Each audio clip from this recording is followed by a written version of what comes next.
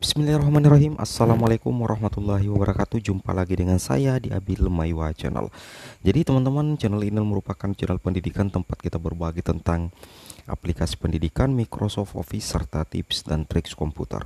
Jadi Bapak Ibu, pada kesempatan kali ini kembali lagi admin akan berbagi sebuah video informasi yang berkaitan dengan sertifikasi guru. Nah, di sini ini adalah merupakan informasi yang coba kami rangkum berdasarkan keluhan dari teman-teman guru honorer di beberapa kolom komentar di video-video kami sebelumnya, yang mana di sini kami merangkum bahwa ada 3 syarat tersulit yang harus dipenuhi oleh guru honorer agar bisa ikut atau mengikuti sertifikasi guru melalui program PPG Guru dalam jabatan. Jadi ketiga syarat tersulit tersebut, mau tidak mau, suka tidak suka, itu tetap harus dipenuhi oleh teman-teman guru honorer agar nantinya teman-teman guru itu bisa mengikuti program guru sertifikasi guru ya. Tapi tentunya jika misalkan ada kebijakan baru, bisa jadi ketiga syarat tersulit ini bisa jadi diganti dengan kebijakan yang lebih mudah untuk dipenuhi oleh teman-teman guru honorer. Namun sampai saat ini masih peraturan lama yang berlaku, sehingga 3 syarat ini tetap harus dipenuhi oleh teman-teman guru honorer untuk saat ini. Jadi kira-kira apa saja 3 syarat tersulit yang harus dipenuhi guru honorer agar bisa mengikuti sertifikasi guru? Kita langsung ke videonya saja teman-teman ya. Jadi di sini dasar hukum kita membahas video ini adalah Peraturan Menteri Pendidikan dan Kebudayaan Republik Indonesia Nomor 38 Tahun 2020 tentang tata cara memperoleh sertifikat pendidik bagi guru dalam jabatan. Jadi ini adalah Permendikbud resmi teman-teman ya. Permendikbud resmi nomor 38 tahun 2020 itu secara khusus membahas tentang aturan atau tata cara memperoleh sertifikat pendidik ya bagi guru dalam jabatan, baik itu guru ASN PNS ataupun guru non PNS, seperti itu tentunya teman-teman ya. Nah, di sini kita coba lihat 3 syarat apa saja yang harus dipenuhi oleh teman-teman guru honorer agar teman-teman itu bisa ikut program PPG Guru dalam jabatan untuk mendapatkan sertifikat pendidik melalui sertifikasi guru. Yang pertama ini adalah memiliki kualifikasi akademik S1 dan D4. Nah, tentunya teman-teman sudah paham semua bahwa minimal itu wajib berijazah S1 teman-teman ya, untuk bisa mengikuti pretest PPG atau mengikuti PPG guru dalam jabatan. Dan tentunya ijazah teman-teman itu tentunya harus linier dengan mapel sertifikasi guru yang akan teman-teman pilih, seperti itu tentunya ya. Nah, yang kedua kita coba lihat teman-teman ya. Syarat yang kedua adalah guru dalam jabatan yang diangkat sampai dengan bulan Desember tahun 2015. Nah, ini adalah merupakan salah satu syarat yang sangat sulit ya dipenuhi oleh sebagian besar teman-teman guru honorer ya, dan bahkan juga PNS sekalipun ya, seperti itu. Karena yang bisa mengikuti PPG guru dalam jabatan itu adalah rekan-rekan guru yang SK-nya itu 2015 ke bawah. Nah, misalkan untuk teman-teman guru PNS yang SK-nya 2016-2017 ke atas, itu tentunya tidak bisa mengikuti PPG guru dalam jabatan jika kita berdasarkan Permendikbud nomor 38 tahun 2019 ini ya, seperti itu. Nah, begitu juga untuk teman-teman guru honorer ya. Bagi teman-teman guru honorer itu yang memiliki SK 2016 ke atas, itu tentunya tidak bisa mengikuti teman-temannya, karena aturan baku atau aturan yang masih berlaku itu adalah yang dibutuhkan adalah diangkat itu bulan Desember 2015 ke bawah ya. Ini maksimalnya 2015 Desember 2015 minimal ke bawah. Kalau 2016 ke atas itu tentunya tidak memiliki persyaratan atau tidak memenuhi persyaratan untuk ikut PPG guru dalam jabatan kalau kita berdasarkan Permendikbud nomor 38 ini, kecuali jika nantinya ada peraturan baru yang memperbolehkan untuk teman-teman guru PNS ataupun guru honorer ikut PPG ketika SK teman-teman itu 2016 ke atas ya. Kita tunggu saja rilisnya kapan, atau ada kebijakan terbaru dari Kemendikbudristek seperti itu teman-teman ya. Namun untuk saat ini masih berlaku Permendikbud ini nomor 38 tahun 2020, yaitu guru dalam jabatan yang diangkat sampai dengan bulan Desember 2015. Maksudnya itu SK-nya 2015 ke bawah ya, seperti itu. Ini adalah salah satu syarat yang paling sulit untuk dipenuhi oleh teman-teman guru, baik itu PNS maupun guru honorer seperti itu. Oke, kita lanjut ke informasi yang kedua. Syarat yang ketiga adalah guru dalam jabatan pada satuan pendidikan yang diselenggarakan oleh pemerintah pusat, pemerintah daerah, atau satuan pendidikan yang diselenggarakan oleh masyarakat. Ini maksudnya adalah salah satu syarat juga yang sangat sulit dipenuhi oleh teman-teman guru honorer. Maksudnya kenapa? Karena kalau guru dalam jabatan pada satuan pendidikan yang diselenggarakan oleh pemerintah pusat, berarti teman-teman guru honorer itu wajib memiliki SK kepala daerah atau minimal SK bupati atau SK wali kota, seperti itu ya. Karena salah satu persyaratan bagi teman-teman guru honorer untuk ikut PPG guru dalam jabatan itu wajib memiliki SK kepala daerah teman-teman ya. Karena di sini dijelaskan bahwa guru dalam jabatan pada satuan pendidikan yang diselenggarakan oleh pemerintah pusat, pemerintah daerah, atau satuan pendidikan yang diselenggarakan oleh masyarakat. Berarti minimal teman-teman itu memiliki SK bupati atau SK wali kota untuk guru honorer negeri yang terdata di aplikasi Dapodik. Nah, bagaimana dengan guru swasta atau guru yayasan? Itu minimal memiliki SK tetap yayasan. Nah, ini adalah salah satu persyaratan yang sangat sulit dipenuhi karena kebanyakan daerah-daerah di Indonesia itu tidak semuanya juga, ada sebagian besar daerah di Indonesia yang belum menerbitkan SK bupati atau SK kepala daerah untuk teman-teman guru honorer, masih mengandalkan SK kepala sekolah teman-teman ya.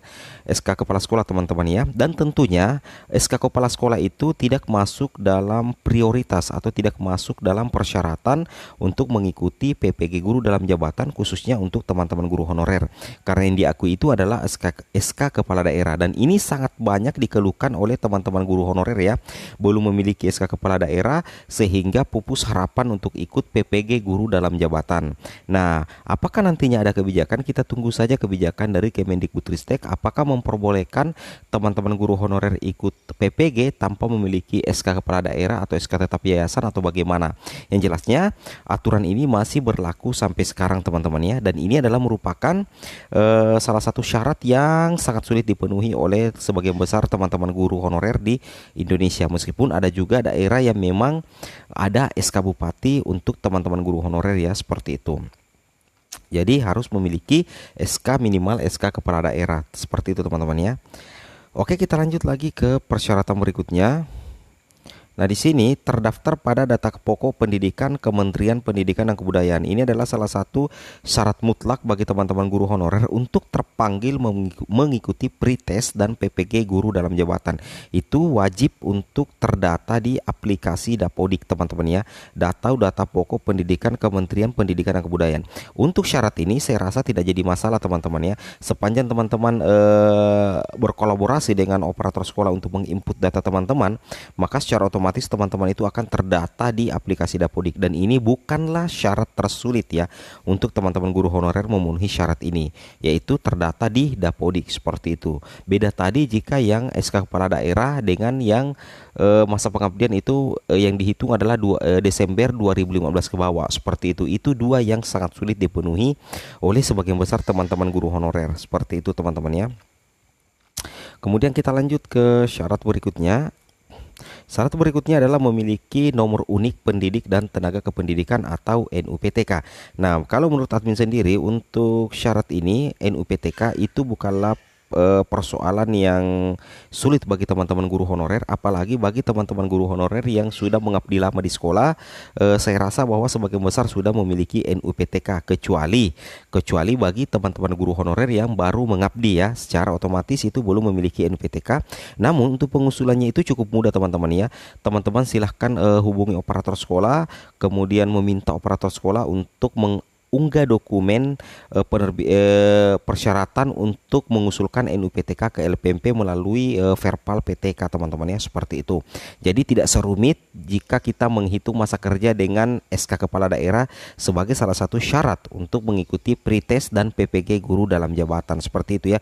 Jadi NUPTK ini tetap masuk dalam persyaratan wajib juga teman-teman ya, tapi tidak serumit dengan SK Kepala Daerah dengan masa pengabdian itu Desember 2016 ke bawah, seperti itu. Oke, kita lanjut ke informasi berikutnya.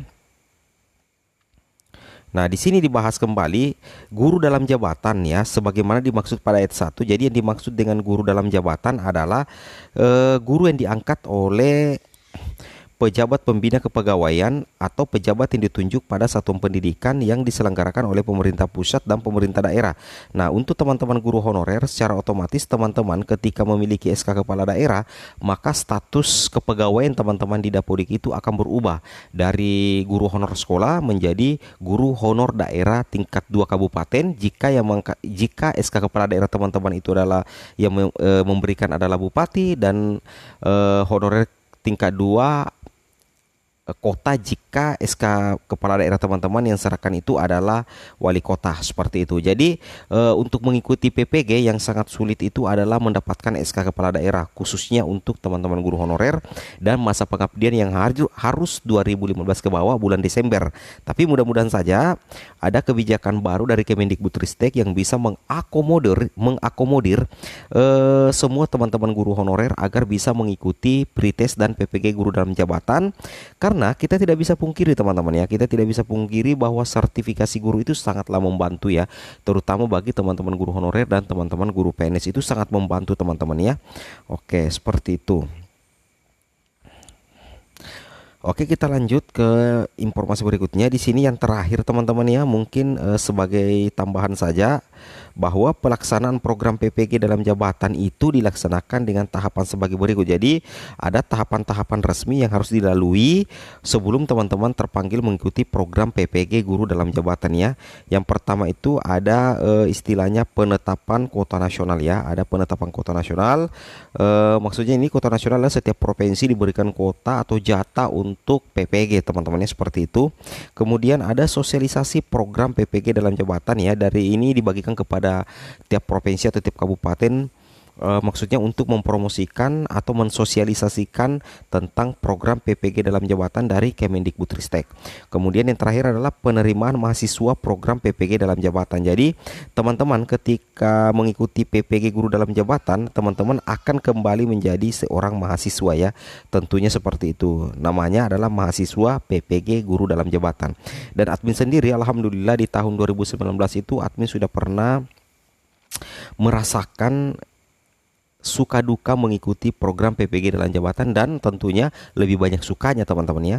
Lebih banyak sukanya karena kenapa? Ketika kita mengikuti PPG guru dalam jabatan, kita akan bertemu dengan teman-teman dari berbagai wilayah teman-teman ya, berbagai daerah atau berbagai provinsi yang ada di Indonesia. Di situ kita bisa membangun komunikasi silaturahmi atau pertemanan yang lebih luas teman-teman ya. Dan istilahnya kalau kita PPG guru dalam jabatan itu ada chemistry tersendiri. Ada nilai-nilai yang kita bisa petik ketika kita mengikuti PPG guru dalam jabatannya. Untungnya di tahun 2019 itu belum pandemi teman-teman ya, belum masuk pandemi, sehingga admin sendiri berhasil ikut di PPG dalam jabatan di Kota Makassar kemarin ya, tepatnya di Universitas Negeri Makassar UNM ya, tepatnya di tahun 2019 ya, seperti itu. Dan momen itu apa namanya teman-teman ya, susah untuk admin lupakan ya. Itu momen yang sangat langka dalam kehidupan admin ya, selaku tenaga pendidik juga seperti teman-teman pada umumnya ya, seperti itu. Nah, itulah teman-teman ya sedikit informasi dari admin tentang istilahnya 3 syarat paling sulit yang harus dipenuhi oleh teman-teman guru honorer, terutama guru-guru honorer, untuk bisa ikut dalam program PPG dalam jabatan. Dan ini adalah fakta teman-teman ya. Karena kenapa admin katakan fakta? Karena banyak sekali teman-teman guru yang mengeluh tentang masa kerja, masa pengabdian yang dipersyaratkan untuk ikut PPG dengan SK Kepala Daerah, seperti itu ya. Karena tidak semuanya daerah juga mengeluarkan SK Kepala Daerah, dan mudah-mudahan Kemendikbudristek bisa tanggap dengan persoalan ini yang menghambat teman-teman guru honorer untuk ikut PPG guru dalam jabatan ya, seperti itu. Ada istilahnya solusi terbaik lah agar teman-teman guru honorer itu bisa lebih sejahtera lagi ke depannya seperti itu. Oke teman-teman, mungkin cukup sampai di sini video informasi saya. Semoga video ini bermanfaat. Istilahnya jangan lupa like, comment, and subscribe, dan silahkan teman-teman komentar di kolom komentar. Dan video ini jika memang bermanfaat, silahkan teman-teman share sebanyak-banyaknya ke media sosial teman-teman. Karena ketika teman-teman share ke media sosial dan ada teman-teman yang mendapatkan manfaat dari hasil share teman-teman ini, maka secara otomatis teman-teman akan mendapatkan amal jariah sepanjang informasi kita bagikan itu valid teman-teman ya, seperti itu. Oke, akhir kata admin ucapkan wabillahi taufik wal hidayah. Assalamualaikum warahmatullahi wabarakatuh.